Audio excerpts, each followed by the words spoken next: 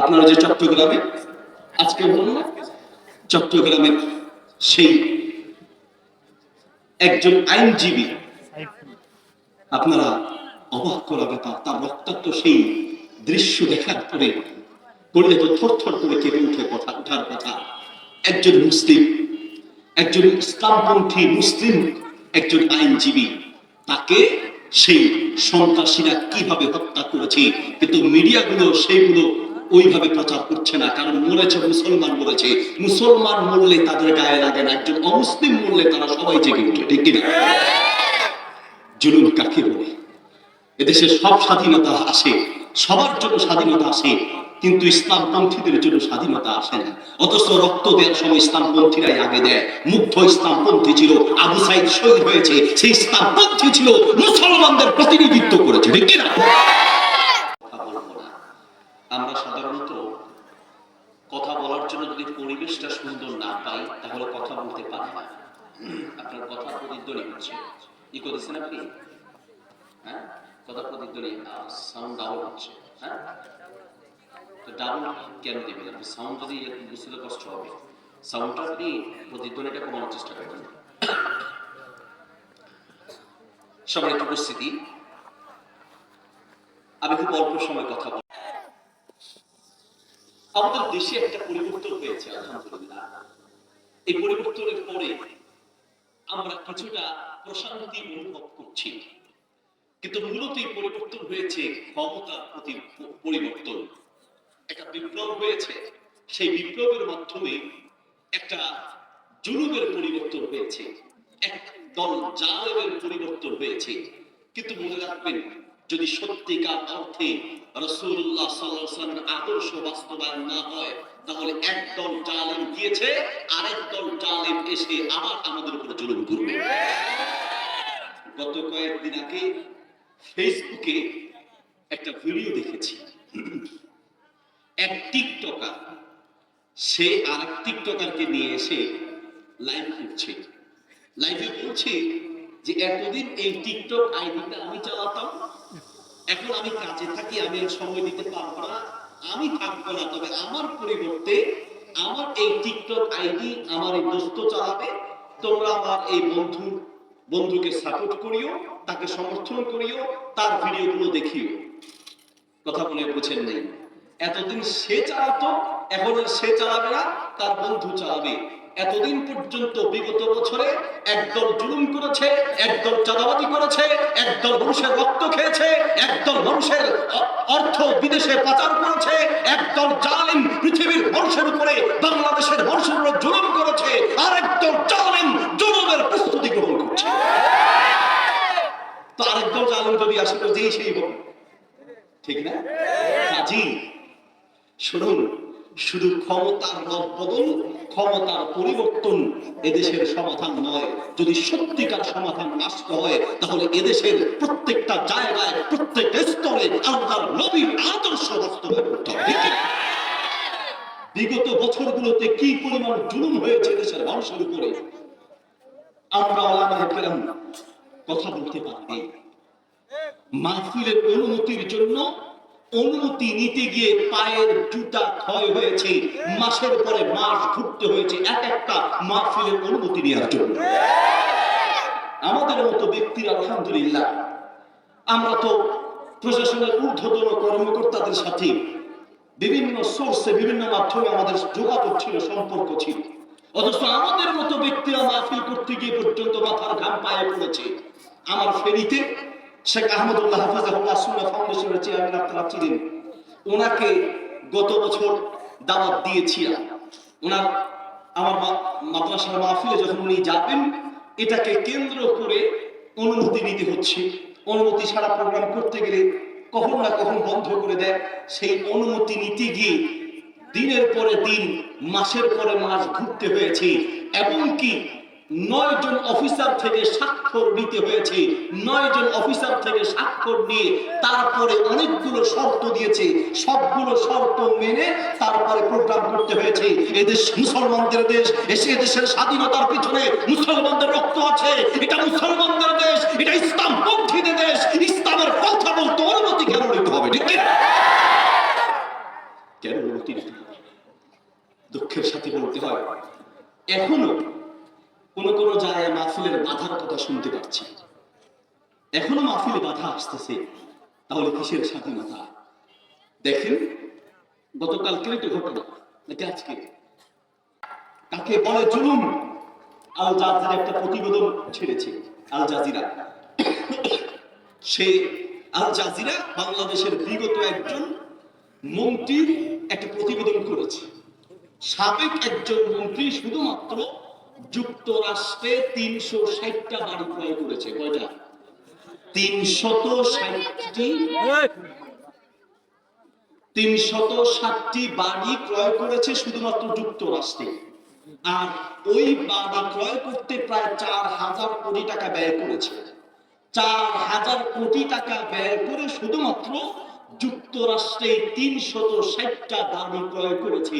তার একজোড়া জুতা বানাতে সময় লাগতো 4 মাস। কারণ সে যে কোনো চামড়া দিয়ে জুতা পরবে না, তার জুতা হতে হবে কুমিরের চামড়া আর উট পাখির চামড়া দিয়ে তার জুতা বানানো হতো।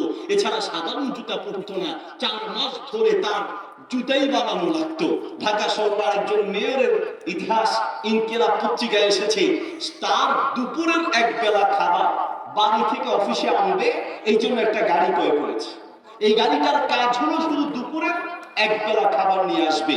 ওই দুপুরের এক বেলার খাবার আনার জন্য যেই গাড়ি ব্যবহার করেছে, সেই গাড়ির তেলের বাবদ খরচ হয়েছে 28,05,000 টাকা। সুবহানাল্লাহ, নাউজুবিল্লাহ। 28,05,000 টাকা খরচ করেছে। শুধুমাত্র খরচ দেখিয়েছে, খরচ নিয়েছে শুধুমাত্র দুপুরের এক বেলা খাবার আনার জন্য। একজন মন্ত্রী, একজন মেয়রের ইতিহাস বললাম। বাকি সব জালেম মন্ত্রী আর মেয়রদের ইতিহাস যদি বলি তো আমাদের অবাক হওয়া ছাড়া কিছুই করার নাই। দুঃখের বিষয় হচ্ছে এদেশের কিছু জালেমরা জুলুম করে, অর্থ পাচার করে বিদেশে পালিয়ে যায়। আমরা বলতে চাই ওই জালেমদেরকে ফিরিয়ে আনতে হবে। আমাদের জনগণের রক্ত চোষা তাকে আবার ফিরে আনতে হবে, ঠিক কিনা? আবার ফিরে আনতে হবে। একজন রাষ্ট্রপ্রধান কেমন হওয়া উচিত, একজন মন্ত্রী কেমন হওয়া উচিত, একজন এমপি কেমন হওয়া উচিত, সেই ইতিহাস আমাদের স্কুল কলেজ ভার্সিটিতে পড়ানো হয় না। আমাদের স্কুল কলেজ ভার্সিটিগুলোতে আরেকটা পরিবর্তন আনা দরকার।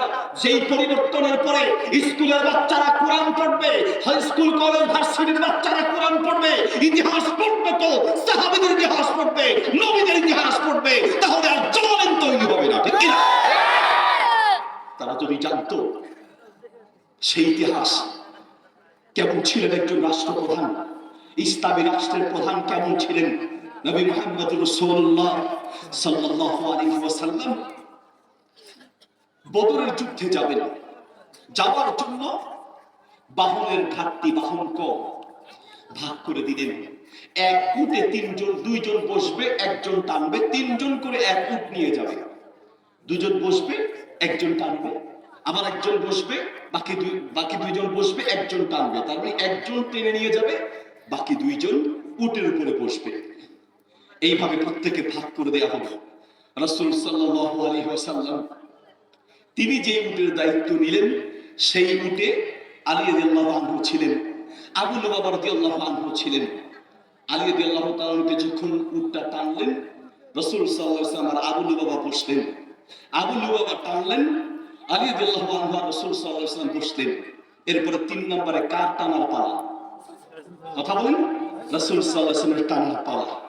আলী রাদিয়াল্লাহু আনহু আর আবু লুবাবা বলছেন, ইয়া রাসূলুল্লাহ, আপনি উটের উপরে, আপনি উট টানবেন আর আমরা উটের উপরে বসবো। আপনি উটের রশি ধরে টানবেন। আনতা সাইয়্যিদুল মুরসালিন, আপনি হন নবীদের সর্দার। আপনি উট টানবেন, ইয়া রাসূলুল্লাহ, আমরা উটের উপরে বসবো। ইয়া রাসূলুল্লাহ, এটা সম্ভব নয়, আপনার পরিবর্তে আমরা টেনে নেই। নবী সাল্লাল্লাহু আলাইহি ওয়াসাল্লাম বললেন, মা আনতুমা বিআকওয়া মিন্নি ফিল মাশি ওয়ালা আন আগনা আনকুমা মিনাল আজরি। শোনো, তোমরা উট টেনেছো আর আমি উঠে বসে থাকবো, আমার পরিবর্তে তোমরা টানবে, অসম্ভব হবে না। আমারও হাঁটার শক্তি আছে, আমার চেয়ে তোমরা আলহামদুলিল্লাহ শক্তিশালী নাও। আর মনে রেখো, তোমাদের যেমন সওয়াবের দরকার, আমি রাসূলুল্লাহর সওয়াবের দরকার আছে। কাজেই সবার জন্য সবার বিধান, সবার অধিকার, আমিও টানবো, তোমরাও টানবে, সবার জন্য সবার অধিকার।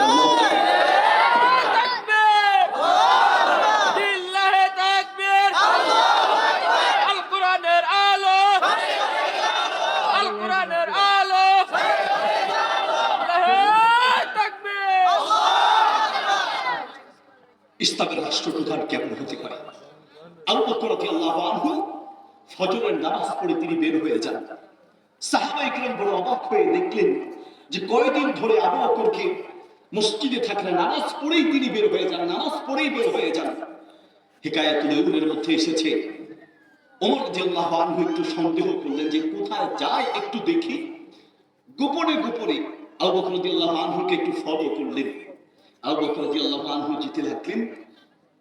যেতে যেতে আবু বকর রাদিয়াল্লাহু আনহু যখন একটা ঘরে ঢুকলেন, ওমর রাদিয়াল্লাহু আনহু সেই ঘরের বাইরে একটা পাথরের আড়ালে তিনি লুকিয়ে থাকলেন। লুকিয়ে থেকে তিনি দেখলেন যে কি করছে। প্রায় 1-1.5 ঘন্টা পরে আবু বকর রাদিয়াল্লাহু আনহু সেই ঘর থেকে বের হয়ে আসলেন। এরপরে ওমর রাদিয়াল্লাহু আনহু ঢুকলেন। ঢুকে দেখলেন একজন বৃদ্ধা মহিলা চোখে দেখে না বসে আছে। ওমর রাদিয়াল্লাহু আনহু জিজ্ঞেস করলেন, আতারিফিনাহু, তুমি কি ওই লোকটাকে চেনো? মান জাআ ওয়া মান খারাজা মিন বাইতিক, কে তোমার ঘরে আসলো আর কে গেল, সেই লোকটাকে তুমি চিনো? সেই বৃদ্ধা মহিলা বললেন, ওয়াল্লাহি, আল্লাহর কসম আমি লোকটাকে চিনি না। লা আরিফুহু ওয়ালাকিন্নাহু রাজুলুন তাইয়িব, আমি লোকটাকে চিনি না, তবে এই কথা সত্য, আসমানের নিচে জমিনের উপরে এই লোকের চেয়ে শ্রেষ্ঠ উত্তম কোন মানুষ আমার জানা মতে নাই। কেন কেন বলছে, শুনুন, এই লোকের সাথে আমাদের রক্তের কোনো সম্পর্ক নাই, আমার আত্মীয়তার কোনো সম্পর্ক নাই, কিন্তু প্রতিদিন ফজরের পরে এসে আমি বৃদ্ধা মানুষ, অন্ধ মানুষ, আমি খাবার দাবার তৈরি করতে আমার পক্ষে অসম্ভব, তো আমার খাবার দাবার তৈরি করে দেওয়ার জন্য প্রতিদিন ফজরের পরে এসে নিজ হাতে আমার ঘর ঝাড়ু দিয়ে পরিষ্কার করে আমার জন্য প্রত্যেকটা দিন খাবার তৈরি করে তারপরে ঘর থেকে বেরিয়ে যায়। আল্লাহু আকবার। রাষ্ট্রপ্রধান কেমন হতে হয়? একটু রাষ্ট্রপ্রধানের ইতিহাস বলছি আপনাকে। ওমর রাদিয়াল্লাহু আনহু সুবহানাল্লাহ মাঝে মাঝে রাতে হেঁটে হেঁটে, অন্ধকারে হেঁটে হেঁটে খোঁজ দিতেন কোথায় কি হয়েছে না হয়েছে। একদিন একটি বাড়ির পাশে গেলেন। যাওয়ার পর সেই বাড়ির মধ্য থেকে আওয়াজ শুনলেন একটা বাচ্চা হাউ মাউ করে চিৎকার করে কাঁদা। তখন ওমর রাদিয়াল্লাহু আনহু কিছুক্ষণ অপেক্ষা করে মহিলাকে গিয়ে ধমক দিয়ে বললেন, কি হলো তোমার? বাচ্চা কাঁদছে আর তুমি কেন তাকে কোনো খাবার দিচ্ছ না? খাবার দিচ্ছ না কেন বলো? তখন সেই মহিলা বলল, আমার ওখানে তো আসলে খাবার দেওয়ার মতো কিছু নাই, তো রান্না করছো কি? বলছে, আসলে রান্না করতে শুধু পানি জাল দিচ্ছি বাচ্চাটাকে একটু বুঝ দেওয়ার জন্য, ঘরে কোনো খাবার নাই। ওমরের পক্ষ থেকে তোমাকে রাষ্ট্রীয় ভাবে বাইতুল মাল থেকে কোনো খাবার দেয় নেই? কয় না, কোনো খাবার তো আমার কাছে পৌঁছে দেওয়া হয়নি। বলছি, আচ্ছা ঠিক আছে, একটু অপেক্ষা করো। চলে গেলেন খাদ্য গুদামে, গিয়ে খাদেম আসলামকে ডাকলেন, বলেন, আসলাম এদিকে আসো, আমার পিঠে একটা আটার বস্তা উঠায় দাও। খাদেম বলল, কি বলেন আপনি? আপনি রাষ্ট্রপ্রধান আর আপনি কাঁধে আটার বস্তা নিবেন কেন? আমাকে বলেন, আমি দিয়ে আসি।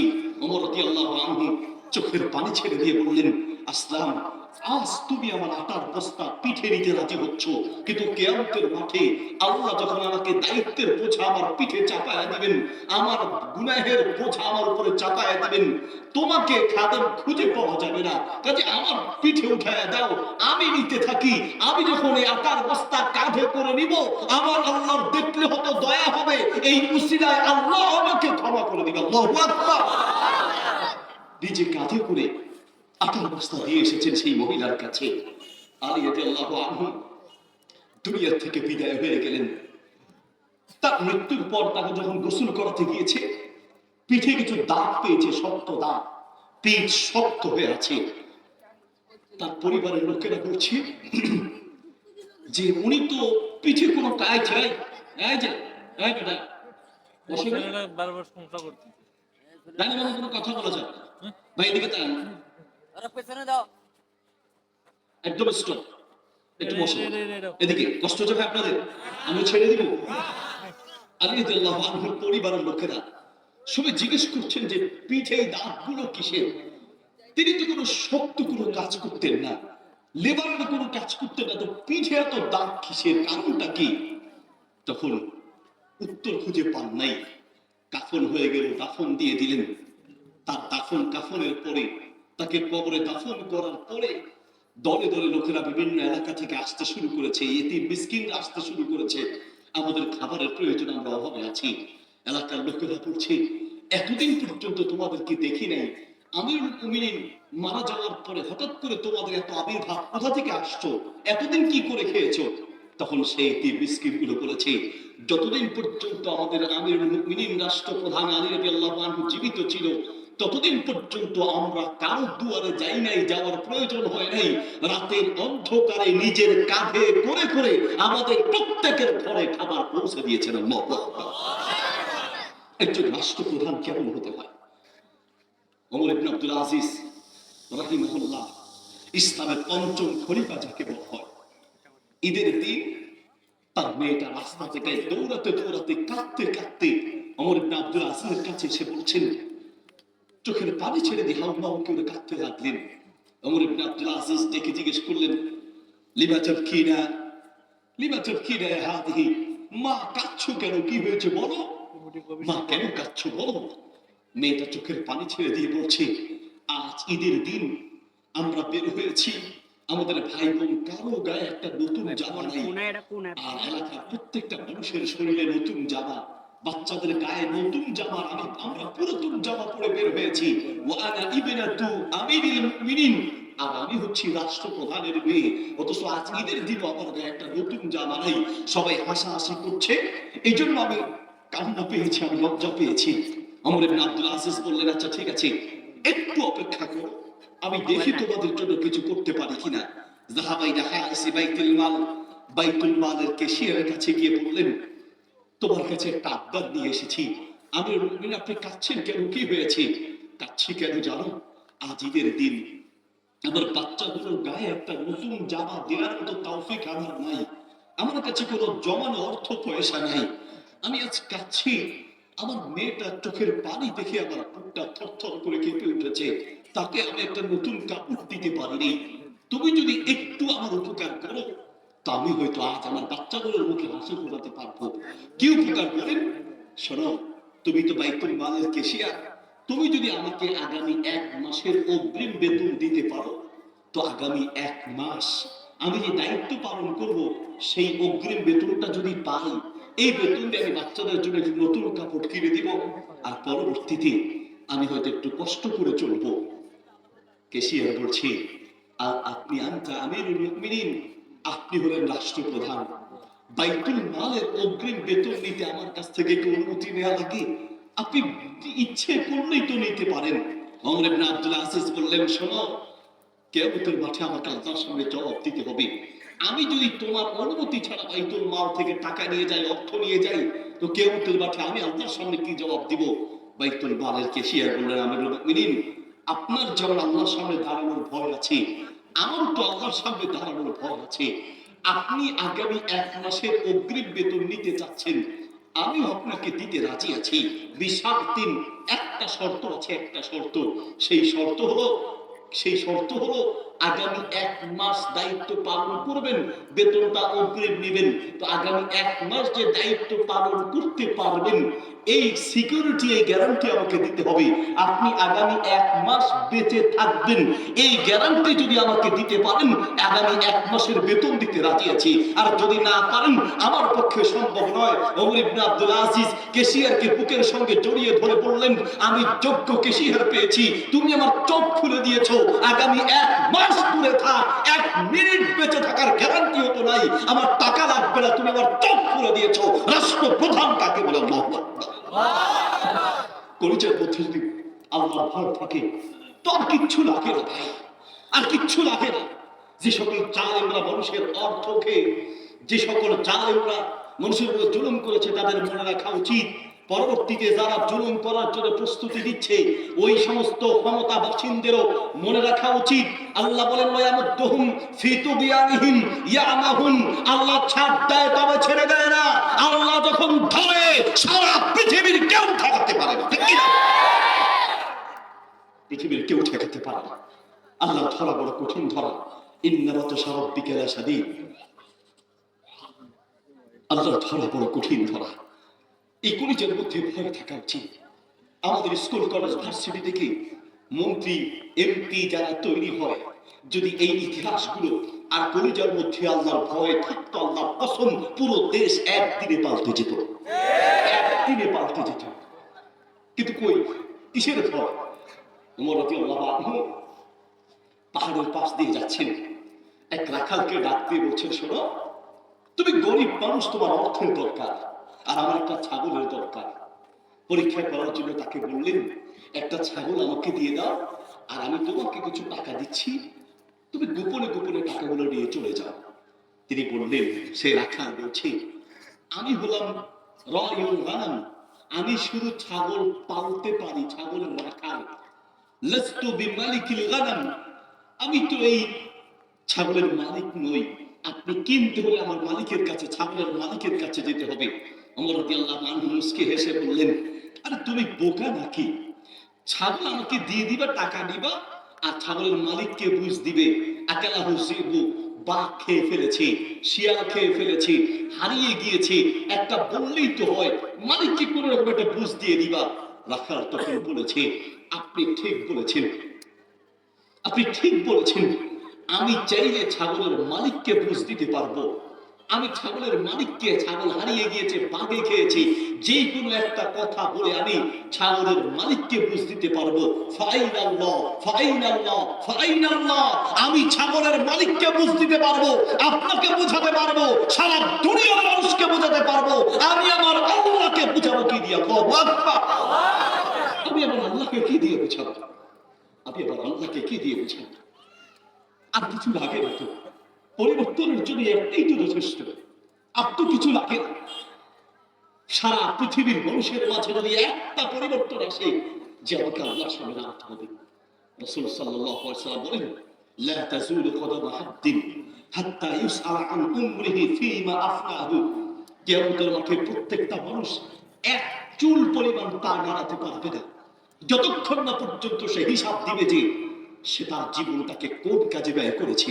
মিন আইনা ইকতাসাবাহু ওয়া ফীমা আনফাকাহু, কোথা থেকে খরচ করেছে আর কোথায় ব্যয় করেছে। এই একটা আজকের মাহফিলে বলছে যে আয়োজকদের উদ্দেশ্য ইনসাফ ভিত্তিক সমাজ গঠনে। নবী সাল্লাল্লাহু আলাইহি ওয়াসাল্লাম আদর্শ, ইনসাফ ভিত্তিক সমাজ গঠন করতে হলে এই কলিজার মধ্যে আল্লাহর ভয় ঢুকাতে হবে। যার কলিজা আল্লাহর ভয় ঢুকেছে, আল্লাহর কসম, লক্ষ কোটি টাকার সুদের বান্ডিল লাথি মারবে, ঘুষের বান্ডিল লাথি মারবে, হারামের বান্ডিল লাথি মারবে, এক চুল পরিমাণ তার আদর্শ থেকে বিচ্যুত হবে না, ঠিক কিনা? শুধু আল্লাহর ভয় ঢুকান যাবে, আল্লাহর সামনে দাঁড়াতে হবে। শুধু কলিজার মধ্যে ভয় ঢুকান যাবে, আল্লাহর সামনে হিসাব দিতে হবে। নবী আল্লাহ সুবহানাহু ওয়া তাআলা বলেন, বান্দা, তুমি পৃথিবীর যা যা করছো, ইয়াউমাইযিন তুহাদ্দিসু আখবারাহা, ইয়াউমাইযিন তুহাদ্দিসু আখবারাহা, সেই দিন এই মাটি, তুমি যে মাটির উপরে দাঁড়িয়ে অন্যায় করছো, এই মাটি তোমার বিরুদ্ধে সাক্ষী দিবে। মাটি কথা বলবে। হুজুর কি বলেন আপনি? মাটি কথা বলবে? মাটির কি মুখ আছে নাকি হুজুর? মাটি কি করে কথা বলবে? হ্যাঁ, মাটি কথা বলবে। তুমি দেখেছো তোমার সামনে সামান্য একটা মোবাইল, এই একটা মোবাইল যদি কথা বলতে পারে, কম্পিউটার একটা হার্ড ডিস্ক, এই পরিমাণ একটা হার্ড ডিস্ক কথা বলতে পারে, মোবাইলের ভিতরে ছোট্ট একটা মেমোরি কার্ড, এই যে একটা আঙ্গুলের মানে মাথা পরিমাণ, এই একটা মেমোরি কার্ড যদি কথা বলতে পারে, কিয়ামতের মাঠে এই মাটিও তোমার বিরুদ্ধে কথা বলতে পারবে, ঠিক কিনা? তবে হয়তো বলবে, হুজুর মাটি যদি কথা বলে, তাহলে আকাম কুকাম যা করে সব খাটের উপরে দাঁড়ায় করবো। মাটি হিসেব কথা বলবে তো মাটির উপরে দাঁড়ায় বলবো না, আমি যা করার সব চৌকির উপরে, খাটের উপরে, চেয়ারের উপরে বসে করবো, প্লেনে উঠে করবো, তাহলে তার মাটি টের পাবে না। আল্লাহ বলেন, শোনো, ইয়াউমা তাশহাদু আলাইহিম আলসিনাতুহুম ওয়া আইদিহিম ওয়া আরজুলুহুম বিমা কানু ইয়াকসিবুন। তুমি মাটি থেকে উপরে উঠে যাবে তো ঠিক আছে, আল্লাহ বলেন কিয়ামতের মাঠে তোমার এই ঠোঁট তোমার বিরুদ্ধে কথা বলবে, তোমার এই হাত কথা বলবে, তোমার এই পা কথা বলবে, তোমার শরীরের অঙ্গ প্রত্যঙ্গ তোমার বিরুদ্ধে সাক্ষী দিবে। সেই দিন তোমার কি হবে বলো? শুধু তাই নয়, ফেরেশতা কিরামান কাতিবিনা ইয়ালামুন, ফেরেশতারা আছে, তারা লিখছে, তারা আপনার বিরুদ্ধে সাক্ষী দিবে, স্থান সাক্ষী দিবে, আপনার অঙ্গ প্রত্যঙ্গ সাক্ষী দিবে, আপনার যেই আমলনামা আছে সেই আমলনামা ফেরেশতারা লিখছে, সেই আমলনামা আপনার বিরুদ্ধে সাক্ষী দিবে। কলিজার মধ্যে ঢুকান, কি হবে আপনার সেই দিন পরে? আরেকজনের ফেসবুকে কোন একটা ভিডিও ভাইরাল হলে, গোপন কোন তথ্য যখন ভাইরাল হয়, তখন আমরা ছি ছি করি, আমরা খুব হাস্যরস করি, ইস ধরা খাইছে, কট খাইছে। হ্যাঁ, ফেসবুকে এখন একটা শব্দ বের হয়েছে, কেউ একটা ধরা পড়লে অমুকে তার স্বামীর কাছে কট খেয়েছে, অমুকে তার স্ত্রীর কাছে কট খেয়েছে, অমুকে তার অমুকের কাছে কট খেয়েছে।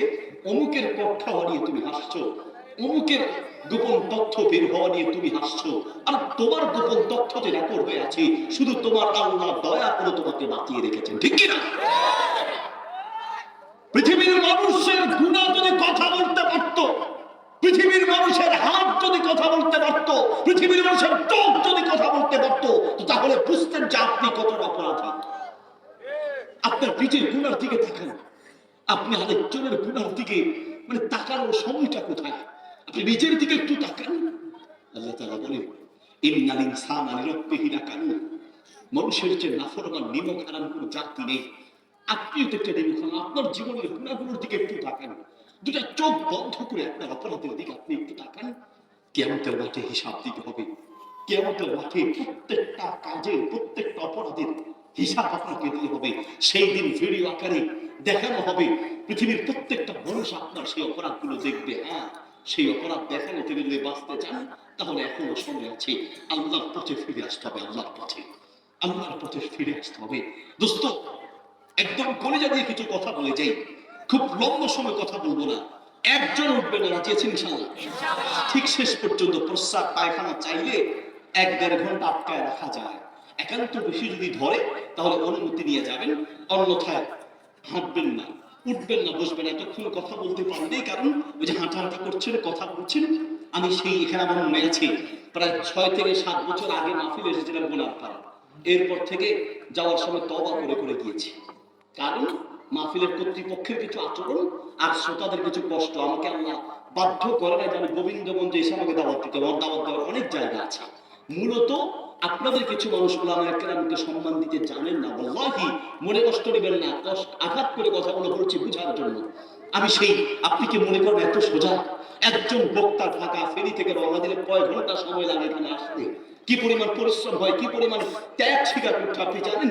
এক একজন বক্তার জীবন চলে রাস্তাঘাটে, গাড়ি অ্যাক্সিডেন্ট করে দুনিয়া থেকে বিদায় হতে হয়। যেই দিনই গাড়িতে উঠি সেই দিনে প্রায় দিন ডক্টর আব্দুল্লাহ জাহাঙ্গীর রহিমাহুল্লাহর কথা মনে উঠে। গত কয়েকদিন আগে আমাদের বাংলাদেশের আরেকজন প্রখ্যাত মুফাসসির মাওলানা আব্দুল হাই মুহাম্মদ সাইফুল্লাহ আকরামাহুল্লাহ শাফাহুল্লাহ ওয়া বারাকাল্লাহু ফি মাহফিল করে যাওয়ার পথে অ্যাক্সিডেন্ট এমন ভাবে করলেন যে আল্লাহ যেন নিজে সুবহানাল্লাহ মানে সাহায্য করে নিজ দয়ায় তাকে রহমত করে বাঁচিয়ে রেখেছেন। না হয় গাড়ি যেভাবে অ্যাক্সিডেন্ট করেছে দুনিয়াতে তাকে খুঁজে পাওয়ার কথা নয়। এরপরে চোখের পাপড়ির উপরে সেলাই লেগেছে, প্রায় 8টা সেলাই, 8টা সেলাই চোখের পাপড়ির উপরে লেগেছে, বেহুশ হয়ে গিয়েছেন। গাড়ি প্রায় 50 থেকে 60 লক্ষ টাকা দামের গাড়ি, আর এখন এটা মনে হয় 2-4 লাখ টাকাও যাবে না। এক একজন বক্তা আরামটা আপনি দেখেন। আরে হুজুরের দাওয়াত দিলাম, হুজুর 1 থেকে 1.5 ঘন্টা 2 ঘন্টা সময় দিয়েছে। হুজুর আপনাকে 1 ঘন্টা সময় দিয়েছে, আপনি এটা দেখেছেন, কিন্তু আপনাকে 1 ঘন্টা সময় দেওয়ার জন্য হুজুরের কয় ঘন্টা লেগেছে? আপনি তো এখান থেকে গিয়ে ঘুমিয়ে যাবেন, কিন্তু আমাদের কি হবে? রাস্তায় রাস্তায় ঘুরতে হবে ঘন্টার পর ঘন্টা, 1 ঘন্টা 2 ঘন্টা না। কোন কোন প্রোগ্রামে যেতে 8, 10, 9, 10, 12, 13, 14 ঘন্টা পর্যন্ত লেগে যায়, জামে পড়ে থাকতে হয়। বলতে চাচ্ছি, এই ভাই এত পরিশ্রম করে, এত কষ্ট করে যে মাহফিলে যারা আয়োজন করেছে, আজ একদিন আপনি বসলেন, কিন্তু যারা আয়োজন করেছে খোঁজ দিয়ে দেখেন। আমিও তো প্রোগ্রাম করি, আমি মাহফিল করি, আমিও বুঝি প্রত্যেকটা প্রোগ্রামের আগে 1 মাস 2 মাস পর্যন্ত রাতের ঘুম ঠিক থাকে না, ঠিক মতো ঘুমাতে পারে না। প্যান্ডেল ঠিক হলো কিনা, মাইকিং ঠিক হলো কিনা, পোস্টার হলো কিনা, বক্তা আসছে কিনা, প্রতিটা মিনিটে মিনিটে টেনশন। এত কিছুর পরেও যদি আপনি এসে বসে একটু কথা শুনতে না পারেন, তো কিয়ামতের মাঠে আপনাকে আসামির কাঠগড়ায় দাঁড়াতে হবে, ঠিক কিনা? আপনি রাস্তায় দাঁড়ায় গল্প করছেন, গল্পের আওয়াজ আমার কানে আসতেছে। এখানে দোকানপাট বসিয়েছি, মাহফিলের পাশে দোকানপাট দিবেন না, এগুলো একটা তামাশা শুরু হয়েছে। আমার এই কানে এখন পর্যন্ত আওয়াজ আসতেছে। সে বাড়িতে বসে বসে পা ঘুরাচ্ছে, সে টিভির সামনে বসে টিভি দেখছে, সে গল্প করছে। আমরা এসেছি তোমাকে কোরআন হাদিসের কথা বলার জন্য, আর তুমি এখানে গল্প করছো, গুজব করছো, তামাশা করছো। কিয়ামতের মাঠে আসামির কাঠগড়ায় দাঁড়াতে হবে, ঠিক কি না? হ্যাঁ, যদি কেউ তার ভিন্ন কোনো প্রয়োজনে না আসে সেটা ভিন্ন কথা, সেটা ভিন্ন কথা। তার প্রয়োজন আছে, বিপদে আসেন, অন্যথায় আপনি আসতে বাধ্য। নবী সাল্লাল্লাহু আলাইহি ওয়াসাল্লাম হাদিস বলছেন, একজন এসে সে ভিতরে বসলো। আল্লাহ নবী সাল্লাল্লাহু আলাইহি ওয়াসাল্লাম বললেন, যে ব্যক্তি আমার কথা শোনার জন্য, দ্বীনের কথা শোনার জন্য মজলিসে এসে বসলো, সে আল্লাহর রহমতেই যেন ডুব দিল। আল্লাহু আকবার। আরেকজন ওই বাহিরে দাঁড়ায় রয়েছে, ইস্তাহিয়া ফাস্তাহিয়া আল্লাহু আনহু, সে লজ্জা পেয়েছে। ভিতরে যান থাকি বাহিরে, ভিতরে যায় কি হবে, ও বাহিরে সে লজ্জা পেয়ে আসে নাই। আল্লাহ নবী বলেন যে আল্লাহ তাকে লজ্জা করেছেন, তার মানে আল্লাহ তাকে রহমতের কুলে টেনে নেন নাই, সে আল্লাহ রহমত থেকে বঞ্চিত। আরেকজন ইনতলাকা, চলে গেল, পছন্দ হয় না, তার পছন্দ মতো হয়নি, ভালো লাগেনি, সে চলে গেল। নবী সাল্লাল্লাহু আলাইহি ওয়াসাল্লাম বলেন ইনতলাকা, যে চলে গেল, তাজাওয়াজা আনহু, তাজাওয়াজা আল্লাহু আনহু, আল্লাহ তার থেকে মুখ ফিরিয়ে নিল। আর যে ব্যক্তি আল্লাহ থেকে মুখ ফিরিয়ে নিবে, ওই ব্যক্তির জাহান্নামের আল্লাহর গজব ছাড়া উপায় থাকবে না, ঠিক কিনা? সেটা আমি বলি আর যেই বলি, যদি কোরআন সুন্নাহর কথা হয় আর আপনার কোনো জরুরি কোনো কাজ না থাকে, আপনি শুনতে বাধ্য। বন্ধুগণ, বলতে চাচ্ছিলাম, সমাজ যদি পাল্টাতে চান তো নাম্বার 1 আল্লাহর ভয় লাগবে, নাম্বার 2 সমাজ পাল্টাতে হলে নবী মুহাম্মদুর রাসূলুল্লাহ সাল্লাল্লাহু আলাইহি ওয়াসাল্লামের আদর্শ লাগবে। আরবিতে একটা প্রবাদ আছে, আসলিহিল মিসবাহ, আসলিহিল মিসবাহ বদলা আন তাসুব্বা যালাম। অন্ধকারকে গালি দেওয়ার পরিবর্তে আলো জ্বালিয়ে দাও, সমাজ এমনি বদলে যাবে। অন্ধকারকে গালি দেওয়া লাগবে না। সমাজ পাল্টাতে চাও তো সমাজের মধ্যে আল্লাহ নবীর আদর্শ বাস্তবায়ন করো, পুরো সমাজ একদিনে পাল্টে যাবে, ঠিক কিনা? তবে তার আগে তোমার মধ্যে রাসূলুল্লাহর আদর্শ ঢুকাও। তুমি নিজে একজন আদর্শবান হওয়ার চিন্তা করো। তোমার মাথার চুল থেকে পায়ের তলা পর্যন্ত তোমার বডি, তোমার শরীর, তোমার অঙ্গ প্রত্যঙ্গের ভাষা, তোমার বডি ল্যাঙ্গুয়েজ যেন হয় আল্লাহর নবীর বডি ল্যাঙ্গুয়েজের মতো, ঠিক কিনা? রাসূল সাল্লাল্লাহু আলাইহি ওয়াসাল্লামের বডি ল্যাঙ্গুয়েজ ছিল, আল্লাহ রাসূলের বডির একটা ভাষা ছিল, যেটাকে বডি ল্যাঙ্গুয়েজ বলে। তার মানে শরীরের একটা ভাষা ছিল।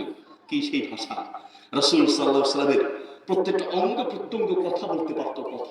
কথা মানে রাসূল সাল্লাল্লাহু আলাইহি ওয়াসাল্লামের চোখের একটা ভাষা ছিল। কি, কেউ যখন আল্লাহ রাসূলের সাথে কথা বলতে আসতেন তো রাসূল সাল্লাল্লাহু আলাইহি ওয়াসাল্লাম তার চোখের দিকে তাকায় কথা বলতেন। আমরা মোবাইল টিপি, চোখ হলো মোবাইলের দিকে, বাবার সাথে কথা বলছি, ওস্তাদের সাথে কথা বলছি, মুরব্বির সাথে কথা বলছি, চোখ হলো মোবাইলের দিকে। তাহলে যার সাথে কথা বলছেন সে মনে করবে আপনি তাকে গুরুত্বহীন মনে করছেন, তার কথাটাকে আপনি গুরুত্ব দিচ্ছেন না। আপনি আদর্শবান সন্তান হলে মা বাবার সাথে কথা বলার সময় চেহারার দিকে তাকিয়ে বলবেন, মুরব্বির সাথে কথা বলার সময় চেহারার দিকে তাকিয়ে বলবেন, ওস্তাদের সাথে কথা বলার সময় চেহারার দিকে তাকায় বলবেন। এটাই রাসূলুল্লাহর সুন্নাহ, ঠিক কিনা? মাহফিল শেষ করে আবার অনেক মাহফিলে দেখি যে হাজার হাজার মানুষ, তার মধ্যে 2-4 জনের চেহারা আমাদের মনে থাকে। কেন মনে থাকে? দেখা করে মুসাফা করলে, ভাই কেমন আছেন, এক মাহফিলে আমি আপনাকে দেখেছি। আরে হুজুর, আপনি আমাকে কি করে দেখলেন, আমাকে চিনলেন কি করে? হুজুর, ভাই আপনাকে চিনছি, আপনি কোন একটা মাহফিলে ছিলেন, তো সেখান থেকে। হুজুর, হাজার হাজার মানুষের মধ্যে আমার চেহারা আপনার মনে আছে? আমি বলি যে হ্যাঁ, মনে আছে। কারণ ওই যে আমার বক্তব্য শোনার সময় আপনি চেহারার দিকে তাকিয়ে শুনেছেন, ডানে বামে তাকান নাই, খুব খেয়াল করে বক্তব্য শুনেছেন, তাকিয়ে শুনেছেন, চেহারার দিকে তাকিয়ে শুনেছেন, মাথা ঝুলিয়েছেন, আল্লাহু আকবার সুবহানাল্লাহ বলার সময় বলেছেন। আপনার ওই আই কন্টাক্ট অথবা আপনার এই চেহারার তাকানো আমার মনে আছে। রাসূল সাল্লাল্লাহু আলাইহি ওয়াসাল্লামের আদর্শ কথা বলার সময় চেহারার দিকে তাকিয়ে কথা বলা। সুবহানাল্লাহ। রাসূল সাল্লাল্লাহু আলাইহি ওয়াসাল্লাম কারোর সাথে যখন মুসাফা করতেন, কেউ দেখা করতে আসলে তিনি মুসাফা করতেন। মুসাফা করার সময় ততক্ষণ পর্যন্ত তিনি হাত ছাড়তেন না যতক্ষণ আল্লাহ রাসূল না, আগন্তুক ব্যক্তি না সরাতেন। তার মানে রাসূল সাল্লাল্লাহু আলাইহি ওয়াসাল্লাম হাত ধরে রাখতেন, আগন্তুক হাত সরালে তারপরে সরাতেন।